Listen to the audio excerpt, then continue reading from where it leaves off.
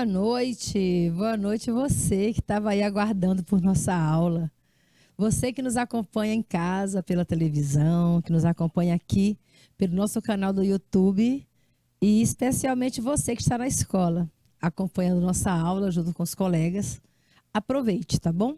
Interaja, pergunte, participe, que a melhor coisa da aprendizagem é a sua participação, tá bom?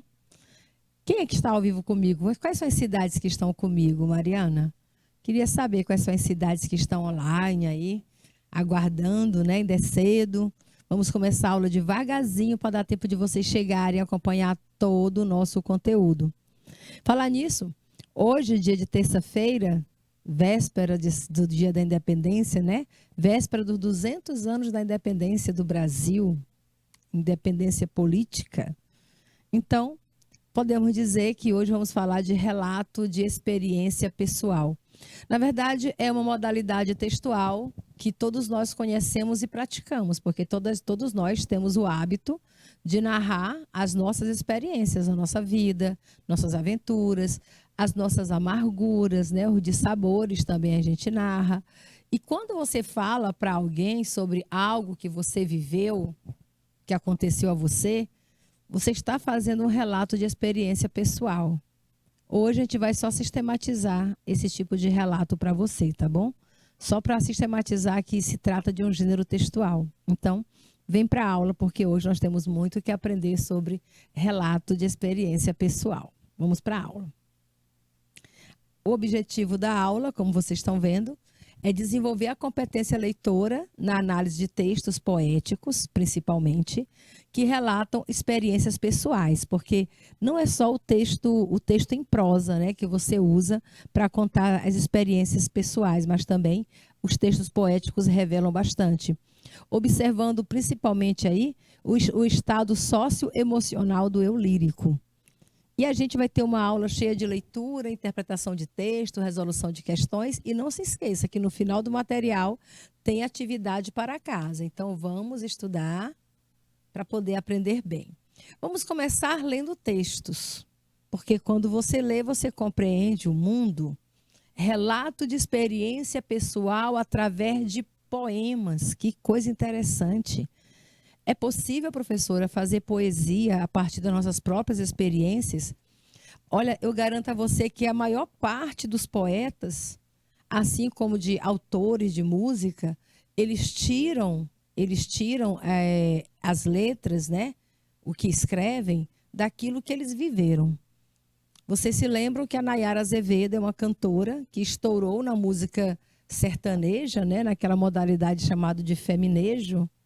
Ela estourou cantando as suas próprias experiências, né? A experiência lá dos R$ 50, ela disse que é uma experiência que ela viveu. A própria Marília Mendonça, nossa saudosa Marília Mendonça, também fez muita música. Fez muita música baseada em suas próprias experiências. Então, é muito comum a gente levar a nossa vivência, as nossas experiências pessoais para a nossa literatura, para aquilo que a gente escreve. E não foi à toa também que o poeta Manuel Bandeira também relatou em muitos de seus textos experiência de vida. Então tem muita autobiografia nos poemas que ele escreve, né? Manuel Bandeira, Clarice Lispector, Cazuza, pessoas de épocas diferentes também escreveram dessa forma, né? Contando experiências pessoais. Aqui um poema curto do Manuel Bandeira, que mistura um pouco de poesia e prosa. A gente chama isso de poema em prosa ou prosa poética, né? Deixa eu anotar esse nome para vocês que estão chegando, acompanhando a aula. Então, a gente chama isso de prosa poética. É um texto que parece um conto, mini-conto, parece narrativo, tem narrador, tem discurso, tem elementos da narrativa, mas, na verdade, se trata de um poema. Um poema que não segue aquela norma da poesia clássica, né? Que são os versos medidos, a presença da rima. Então, ele elimina esses elementos poéticos e faz de um relato a sua poesia. O poema se chama Pneumotórax. Vocês sabem o que significa pneumotórax? Vocês querem saber o significado de pneumotórax? Pesquisa aí rapidinho, entra no Google, aí você coloca pneumotórax, significado. Porque se você colocar só pneumotórax, você vai ser direcionado a esse poema de Manuel Bandeira. Aí você coloca pneumotórax, significado, você vai saber do que se trata essa palavra. Mas para quem não sabe e não vai ter acesso agora ao dicionário ou ao dicionário virtual, né, o digital, então também pode entender o significado da palavra pela própria composição do texto. Afinal de contas, a palavra dá nome ao texto, então está relacionado ao conteúdo do texto. Pneumotórax, febre, hemopítise, dispneia e suores noturnos. Você observa que ele faz uma enumeração de distúrbios, né? De sintomas que ele sente, sintomas que se passa, febre, hemopítise. Hemo tem a ver com sangue, não tem? Hemopítise é escarrar sangue, né? Quando você tosse, escarra pedaços de sangue. Febre, hemopítise, dispneia. Você sabe o que é o dispneia, né? Tem a ver com a respiração do sono. E suores noturnos. A vida inteira que podia ter sido e que não foi. Veja como o segundo verso resume muito da experiência dele. Ele antecipa para a gente aquilo que vai acontecer. A vida inteira que podia ter sido e que não foi. Toda uma vida para viver, para desfrutar e que não foi.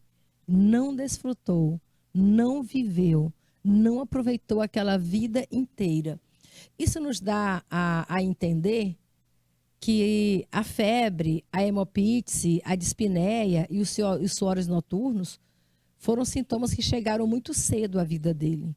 Se ele diz que a vida inteira que podia ter sido e que não foi, então ele teve esse problema com uma idade ainda bem, vamos dizer, ainda bem jovem na idade. Aí ele continua falando de sintomas, tosse. Mandou chamar o médico. Observa que ele não diz quem foi que mandou, ele só coloca o verbo na terceira pessoa. Mas você entende que a terceira pessoa é ele ou ela. Ele mandou chamar o médico ou ela mandou chamar o médico. Quem será que chama o médico para tratar de alguém? Pode ser a mãe, pode ser o pai, pode ser alguém que cuida da pessoa, que trata da pessoa, que se importa com a pessoa, certo? Mandou chamar o médico. Aí agora é a fala do médico. O médico não ausculta, olha o nome, auscultar, né? Ele ausculta o nosso pulmão, ele coloca aquele aparelhinho e ouve o nosso pulmão. Então ele ausculta o pulmão. E ele diz assim, o médico diz assim, diga 33. 33. 33. 33. Isso é o menino falando. Aí o médico faz, respire. Aí vem o diagnóstico. O senhor tem uma escavação no pulmão esquerdo. Uma escavação, olha só. Já está condenado o pulmão, né? O pulmão esquerdo já está condenado. O senhor tem uma escavação no pulmão esquerdo e o pulmão direito infiltrado. Ou seja, ele já está com os 2 pulmões comprometidos, né? 2 pulmões comprometidos. Aí aquela pessoa que mandou chamar o médico diz assim, então, doutor, não é possível tentar o pneumotórax? Pode ter sido a pessoa, pode ter sido ele mesmo, né? O eu que está sendo consultado aí. Então, doutor, não é possível tentar o pneumotórax? Aí tu percebe que pneumotórax é uma técnica, né? É uma técnica que se usava quando estava com esse problema de pulmão. Então, é um tratamento feito para quem está com esse problema do pulmão, Que problema, professora? Esse problema de escavação, infiltração, que a gente chama de tuberculose. Não é esse o nome? A gente chama isso de tuberculose. Aí você junta todos os sintomas da tuberculose: febre, hemopítise, dispneia, suores noturno, tosse, tosse, tosse. Então, doutor, não é possível tentar o pneumotórax? Aí o doutor responde: não, não tem como. O não é o não, não é possível, não pode, não dá mais, já é tarde. Ele diz: não, a única coisa a fazer é tocar um tango argentino. Isso já é uma ironia, né? A gente chama isso de ironia. É como quem diz assim: não, olha, não tem mais nada o que ser feito. Agora é ver até onde vai dar. Agora é você acostumar-se com a doença e viver com ela, tratar. Nessa época em que Manuel Bandeira adquiriu a doença, isso é fato, viu, gente? Isso é um fato, aconteceu realmente na vida de Manuel Bandeira. Ele foi diagnosticado ali por volta de 16, 17 anos de idade. Ele foi diagnosticado com tuberculose. E a época dele, tuberculose já não era a doença fatal como foi no século XIX, né, que matou muitos artistas.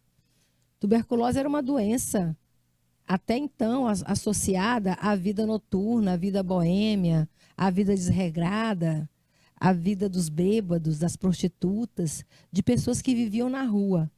Mas ele era um estudante que sonhava em fazer engenharia, que não tinha uma vida boêmia e ainda assim adquiriu a doença.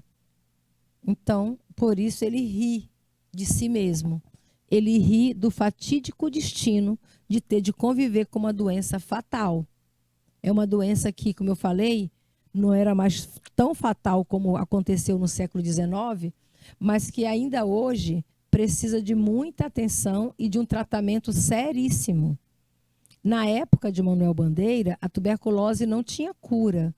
Ela tem tratamento, certo? Ele poderia tratá-la, cuidar, para que ela não progredisse a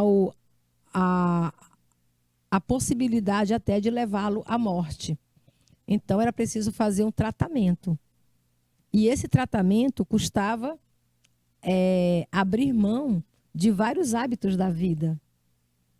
Tratar-se de tuberculose significava não pegar chuva, não tomar banho de mar, não ficar na friagem, não sair à noite.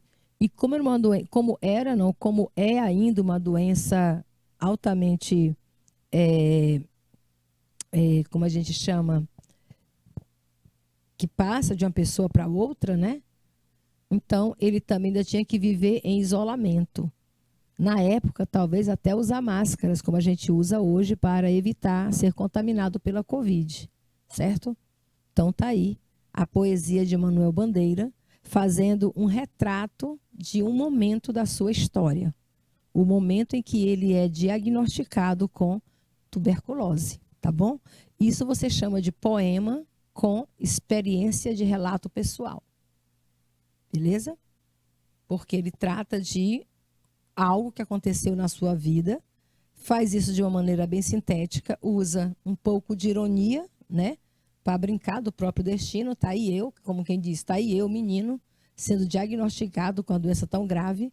E aqui, o segundo verso resume todo o sentimento dele de frustração diante do acontecido, porque a partir desse momento, o que ele teve foi isso aqui, a vida inteira que podia ter sido e que não foi. Tudo que ele queria fazer na vida, como estudar, namorar, casar, tudo isso teve que ser protelado, né? Teve que ser substituído por outros desejos, por outros fazeres. E adivinha o que ele fez? Já que ele não podia estudar, já que ele não podia namorar nem casar, ele se dedicou à poesia. E uma doença tão grave que poderia tê-lo matado imediatamente, né, aos 17, 20. Porque, vejam só, Álvaro de Azevedo, poeta brasileiro, morreu de tuberculose aos 21 anos de idade. E ainda ia ia completar 21, morreu aos 20. Castro Alves, grande poeta brasileiro, morreu aos 24 anos, certo? Já o Gonçalves Dias morreu aos 42 anos.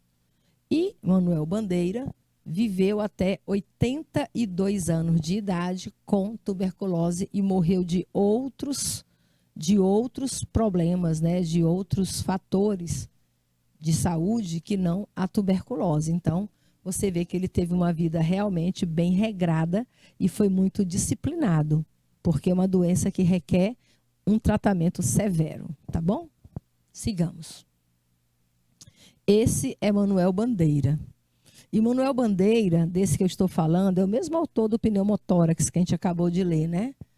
Então, para mostrar a vocês como ele trata a vida dele em poesia, não foi só um poema que ele fez falando de si, falando da sua vida, falando com ironia, brincando com as suas mazelas, com seus problemas, né?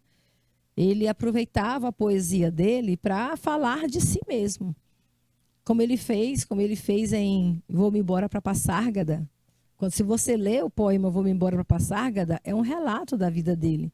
Ele joga para Passárgada tudo que ele não podia viver aqui na vida real. Aí ele projeta lá para uma vida no lugar inexistente, no lugar que só vivia na sua ilusão. Então, tudo que ele não podia fazer aqui, no mundo real, ele fazia no mundo ideal, que era a Passárgada, né? Passárgada, onde ele podia tomar banho de mar, onde ele podia namorar. Tudo que ele não podia fazer no mundo real, ele projetou, ele idealizou no mundo de Passárgada. E aqui no autorretrato, observa bem a imagem dele, certo? Ele faz uma descrição de si mesmo. Mais uma vez, ele usando a poesia para falar da sua história pessoal. Isso é que a gente chama de relato de experiência pessoal, que é como eu falei para você. Você pode fazê-la em prosa, ou seja, em parágrafos narrativos, ou você pode fazer em poesia. Como ele faz agora com o poema Autorretrato. Leiam comigo. Provinciano que nunca soube escolher bem uma gravata. Provinciano é um termo que se refere ao menino que veio do interior, né? As pessoas que vinham do interior eram chamadas de provincianas. E o Manuel Bandeira nasceu no Recife, é natural de Pernambuco, Recife, e aos 6 anos de idade mudou-se com a família para a capital do Brasil, na época que era o Rio de Janeiro. Então, ele se achava provinciano porque veio do interior do Brasil, que ele não nasceu no centro, no coração do Brasil, que naquele tempo era o Rio de Janeiro, certo? Provinciano que nunca soube escolher bem uma gravata, ou seja, não tinha bom gosto para as roupas, né? É isso que ele quer dizer.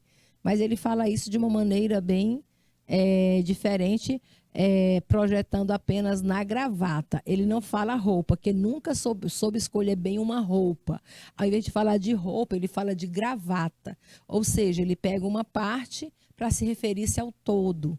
Você chama isso de metonímia. Deixa eu colocar aqui o nome dessa figura de linguagem, tá bom? Quando você trata uma parte para representar o todo, ele fala de uma gravata, mas na verdade ele se refere aos trajes, né? A própria roupa. Então isso você chama de metonímia. Metonímia é a figura de linguagem que trata da parte pelo todo. Pernambucano, a quem repugna a faca do pernambucano. Vejam só, aqui é um estado de negação, né? É uma negação. Ele é o pernambucano, que é considerado cabra macho, não é isso? O pernambucano é o cabra macho, bom de faca, mas ele não consegue ter essa identidade pernambucana. Ele, pelo contrário, repugna, quer dizer que tem nojo, que tem medo. Ele é o pernambucano a quem repugna a faca do pernambucano. Então, ele não tem essa tradição do homem macho violento, né? Que é o pernambucano, assim como a imagem era passada naquele tempo, certo? Aqui nós temos que considerar a época da publicação do texto. a experiência de vida naquele momento em que o texto foi produzido. Aqui seria uma espécie de paradoxo. Aqui é um paradoxo. E o que é um paradoxo? Ideias contrárias, né? Ele é o pernambucano, o cabra macho, bom de briga, mas a quem repugna a faca do pernambucano. Essa faca é uma representação também da coragem e da bravura do homem pernambucano, que tinha essa fama, não é isso? De cabra macho, Paraíba masculina, mulher macho, sim senhor. Paraíba, Pernambuco, nordestino, né? O cearense e o nordestino de modo geral tinha essa semelhança com a época, a fama de Lampião, do bando de Lampião, do cangaço, né? Aqui uma referência à época do cangaço. Então, mostrando que ele não era um cangaceiro, apesar de ser pernambucano, não tinha aquela coragem, aquela bravura do cangaceiro. Então, aqui, quando ele fala da faca, ele, na verdade, está usando uma metáfora. Uma metáfora, uma vez que a faca alude a outro instrumento. Não é exatamente a faca, mas a bravura, a coragem, que ele compara indiretamente à faca. Poeta ruim, como ele se enxerga, né? Ele até ele dizia que ele não era um poeta maior, ele era um poeta menor. Ele sempre dizia isso, eu não sou um poeta maior, eu sou um poeta menor. Aí ele diz de si, poeta ruim, que na arte da prosa envelheceu na infância da arte. Ou seja, não conseguiu desenvolver bem a poesia, né? Ele achava a sua poesia de velho, poesia antiga. Ele não achava que a poesia dele fosse moderna, contemporânea. E até mesmo escrevendo crônicas, que é prosa, gente, quando ele escreve crônicas, que é em prosa, ficou cronista de província. Ou seja, até as crônicas, que geralmente são histórias citadinas. E o que é uma história citadina? Histórias urbanas, né? As crônicas geralmente são histórias urbanas, mas quando ele virou cronista, escreveu crônica de província. Vejam só, outra vez ele se desqualificando, né? Mais uma vez ele se rebaixando, desqualificando agora o lado artístico, tá bom? Ele passou agora para o lado, ele saiu do lado pessoal. Você viu aqui, ó, ele estava fazendo um retrato pessoal, certo? Agora ele passou, quando ele fala da poesia, ele passa para o lado profissional, para o lado poético. Ele agora fala do lado poético. Aí ele continua dizendo: arquiteto falhado porque ele quis ser arquiteto, ele quis fazer engenharia, arquitetura, seguia ali a tendência da própria família, né? Ele já tinha o pai que era engenheiro, o primo dele também era engenheiro, né? O poeta João Cabral de Melo Neto era engenheiro. Músico, a mãe dele era música, a mãe dele era pianista. Então, ele diz, arquiteto pelo lado do pai, falhado, não puxou ao pai. Músico falhado, ou seja, não puxou também o legado da mãe. É um filho que não herdou a arquitetura do pai e nem a música da mãe. Aí ele abre parêntese. Sabe para que serve o parêntese no poema? Para sussurrar. O parêntese do poema dá aquela entonação de falar em voz baixa, de confidenciar, tá bom? Então, ali é uma confidência. Ele está falando só para a gente, assim, engoliu um dia um piano, mas o teclado ficou de fora. Ele, nesse verso, quando ele diz, engoliu um dia, olha só, falando dele, músico, arquiteto falhado, músico falhado, quer dizer, ele não sofreu a herança, ele não herdou a herança do pai e nem da mãe. Aí aqui ele diz, engoli um dia um piano, mas o teclado ficou de fora. Isso aqui é uma ironia que ele se refere à aparência física, tá bom? Aqui ele se refere à sua aparência física. Ele sai do profissional e agora ele vem para a aparência física. Mas o que quer dizer, professor? Engoliu um dia o piano e o teclado ficou de fora. Ele quer dizer que ele é dentuço. Ele quis dizer que ele é dentuço. Só isso. Engoliu o piano e o teclado ficou de fora. É uma ironia para dizer que é dentuço. Entenderam? Sem família. Por que sem família? Vocês acreditam que do diagnóstico dele, ele foi diagnosticado aos 16 anos com pneumonia, e quando você lê a biografia do Manuel Bandeira, a cada ano ele perdia um parente. Morreu o avô, lá no Recife, depois ele perde um irmão, depois a mãe, o pai e a irmã que cuidava dele. Né? Sem falar da Tomásia, que era a Rosa, a Tomásia, todas as pessoas que moraram com ele, que conviveram com ele, ele foi perdendo um a um.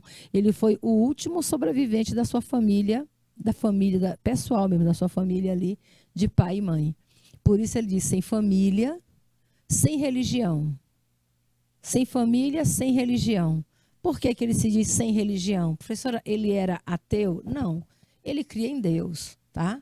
Ele cria em Deus. Só não tinha uma religião, não era feito a uma religião.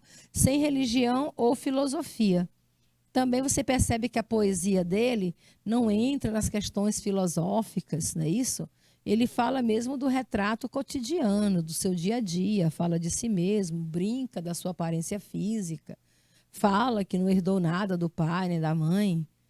Mal tendo a inquietação de espírito que vem do sobrenatural e, em matéria de profissão, um tísico profissional. Se teve uma coisa que ele se profissionalizou foi em ser tísico. Professora, e o que quer dizer tísico? Tísico significa tuberculoso. Em questão de profissão, ele virou um tuberculoso profissional. Afinal de contas, sobreviveu com tuberculose até os 82 anos de idade. Vocês estão vendo como, através de um poema, a pessoa faz vários relatos de sua própria vida? O que tanto ele deixou transparecer para a gente? Ele deixou bem claro para a gente que ele é natural de Pernambuco. Ele diz que não sabe se vestir bem. Ele diz que não gosta da poesia que ele faz. Ele acha a poesia dele muito velha. E mesmo as crônicas dele, ele acha passada, ele acha a crônica dele muito interiorana. E a aparência física, ele se acha feio. Como artista, né, que ele poderia ter herdado do pai, não herdou nada. Ele se diz também que não tem mais a família, não casou, não teve filho, perdeu todos os parentes. Também não é religioso, ele deixa isso bem claro para a gente, que não é religioso. Também não é filosófico. Ele não é religioso, mas também não é afeito às questões filosóficas da vida. Mal tendo a inquietação do espírito. Professora, eu não entendi essa parte. O que é a inquietação do espírito? É a vida, gente. É viver. Inquietação do espírito é estar vivo. Então, ele diz que mal está vivo. Ou seja, se acha mais morto do que vivo. Que vem do sobrenatural, que ele nem sabe explicar por que ainda está vivo. Entendeu? Quando diz que vem do sobrenatural, ou seja, estou doente há tanto tempo que não consigo explicar por que ainda estou vivo. Agora, em matéria de profissão, sou um tísico profissional. Então, de tuberculose, ele entende bem, né? Já que sobreviveu tanto tempo com a doença. Então, são várias informações da vida pessoal que o Manuel Bandeira deixa transparecer no seu texto. Mas como é que a gente identifica tudo isso, professora? Como é que eu, fazendo essa leitura, eu seria capaz de identificar tantos aspectos da vida de Manuel Bandeira? Conhecendo o autor, tá bom? Conhecendo, estudando, lendo. Quando eu leio um texto, eu fico assim perturbada, eu fico inquieta. Eu quero saber de onde vem, o que é que ele quis dizer com aquilo. Aí eu vou pesquisar e vou ler mais sobre o artista. E quando eu vejo tudo sobre a vida dele, eu digo, Agora eu entendi o que ele quis dizer com todas aquelas palavras. Aí você chega a uma interpretação, a uma compreensão do texto. Bem, o que é que vocês perceberam então no poema Autorretrato? Vocês percebem relato da vida pessoal. Vários aspectos da vida pessoal do artista apareceu em sua poesia, certo? A mãe, o pai estão citados ali indiretamente, mas aparecem. A arte que ele faz também aparece, a sua não identificação com o povo, com a região que ele nasceu, com o povo nordestino. Também não consegue se encaixar dentro da vida da cidade grande, da cidade que era a capital do Brasil, a corte brasileira, certo? Ele não consegue achar um lugar para si. Ele deixa para a gente que ele não consegue nem se identificar com o seu povo, com a natureza do seu povo, mas também não consegue ser um homem da cidade grande. Então, é uma pessoa que está meio perdida, sem identificação, faltando a ele uma identidade.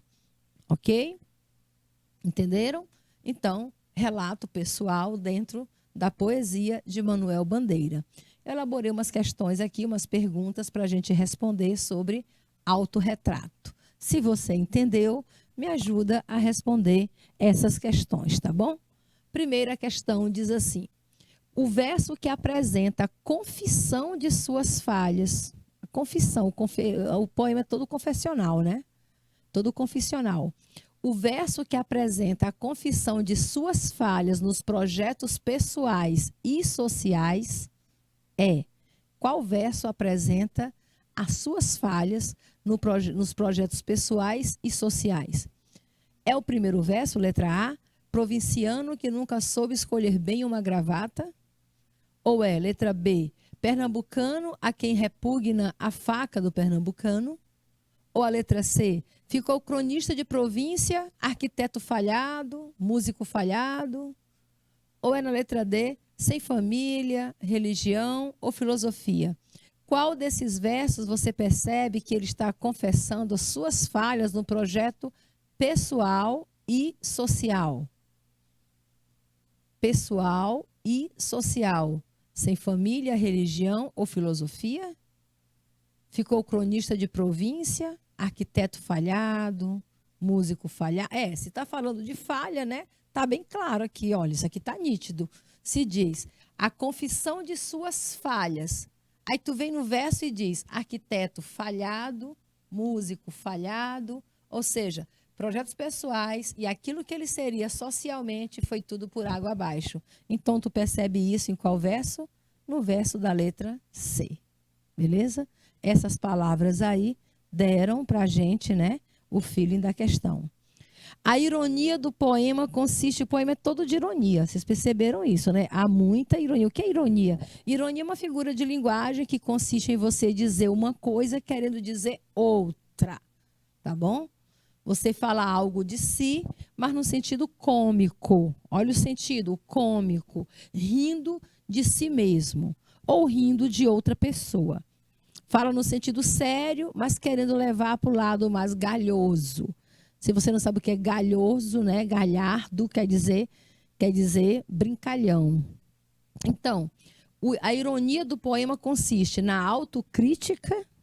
Ele critica a si mesmo nessa ironia. Ou ele faz uma ironia numa crítica à sociedade. Ou a ironia está na crítica que ele faz à família. Ou a ironia consiste na crítica que faz à religião. O que é que ele critica no poema? Ele critica a si mesmo, aí seria autocrítica, a sociedade, a família ou a religião? Olha, como nós estamos falando de relato pessoal, pessoal é quando você fala de si mesmo, não é isso? Então, a ironia do poema consiste na autocrítica, ou seja, ele está se avaliando como pessoa, como profissional e vai sempre se desdizendo, né? Se desfazendo de si mesmo, da sua imagem, da sua figura. Então, é um texto com autocrítica. Seguindo.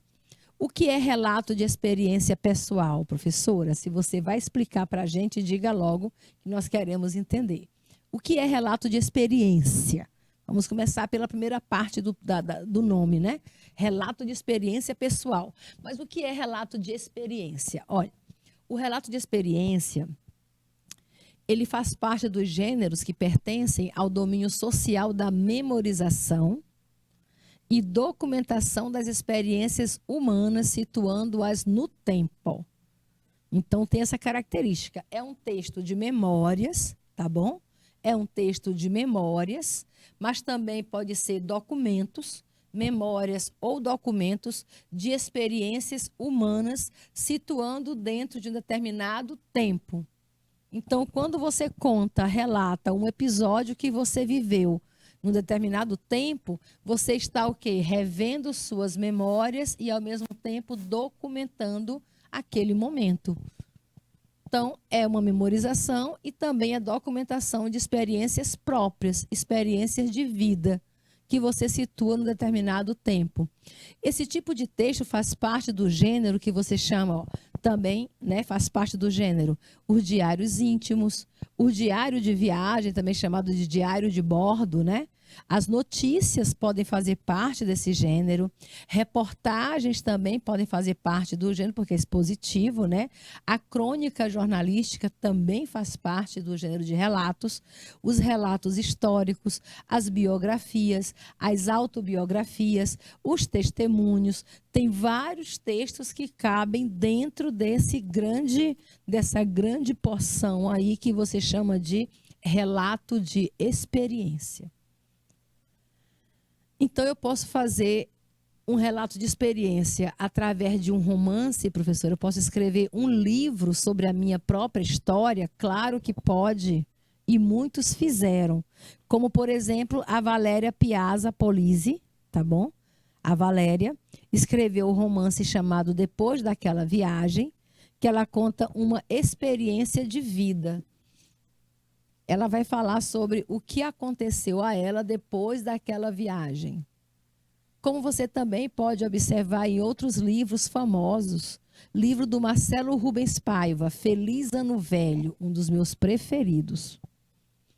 No livro do Marcelo Rubens Paiva, Feliz Ano Velho, ele conta pra gente a história de como ele ficou paraplégico e o que aconteceu à vida dele, as relações sociais, as relações pessoais que ele tinha, amigos, família, namorada, após ficar paraplégico. Não é isso? Você também pode ver isso em filmes, no cinema, cinema baseado em livros, como no filme Como Eu Era Antes de Você. Você já assistiu esse filme? Já leu o livro? É relato de experiência pessoal. Como Eu Era Antes de Você é uma garota contando a história dela, né? Como ela era antes de conhecer um rapaz que ficou tetraplégico, com quem ela foi trabalhar. E o quanto de vida, a lição de vida que o tetraplégico ensina a ela. Então, são vários os modelos e as obras que a gente conhece que são relatos de experiência pessoal. Então, você pode contar a sua própria história através da poesia ou através da prosa. Você pode fazer um conto sobre sua vida, pode fazer uma crônica. O professor Wellington Soares é um cronista piauiense. Ele tem um livro, deixa eu ver se eu me lembro qual é dos livros dele. Tem um dos livros dele que quase todo... eu acho que é aquele...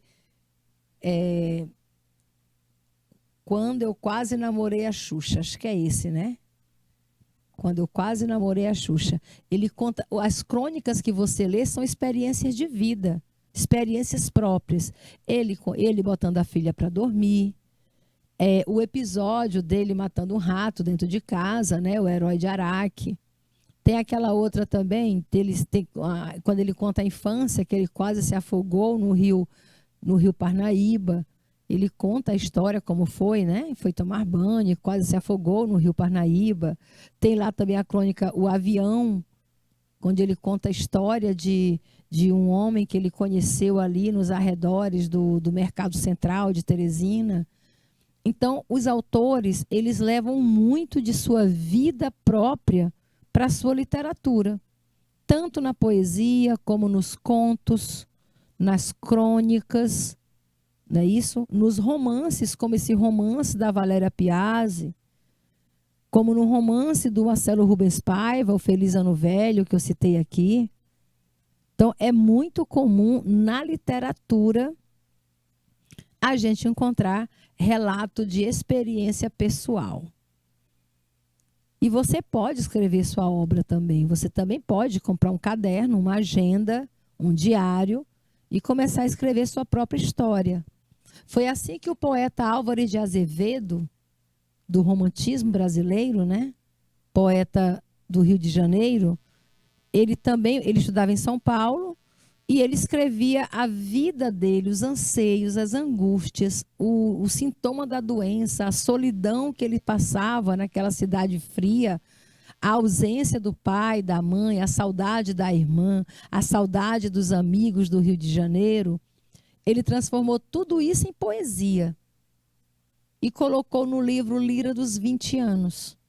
Então, quando você leu vários poemas, Lira dos 20 anos, você encontra características da história do autor, confidências do autor. E toda vez que o texto tem esse caráter confidencial, quando eu uso aquilo que eu escrevo, a minha literatura, seja ela em prosa ou em poesia, para eu mesma, né, para falar de mim mesma, das minhas experiências de vida, o que passei, o que sofri, como diz Roberto Carlos, se chorei ou se sorri, o importante é que emoções eu vivi. Então, quando você encontra isso em primeira pessoa, você está falando de relato pessoal. Daqui a pouco a gente retoma com a nossa aula. Até já.